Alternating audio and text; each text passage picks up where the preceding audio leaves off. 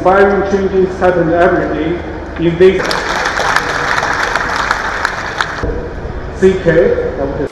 In December, Nairobi was named as the third best preferred destination worldwide. Your Excellency, in 2016, we overtook Johannesburg as destination for foreign capital investment. And Your Excellency, because of improvements like the one of investment, we have jumped 46 places in improvement in ease of doing business. Let me also take this opportunity to thank AVIC, Old Mutual, and all other partners from across the globe who have participated in this project and have also joined us here today. This indeed is the way to transform our country, and this is what Kenyans are looking for.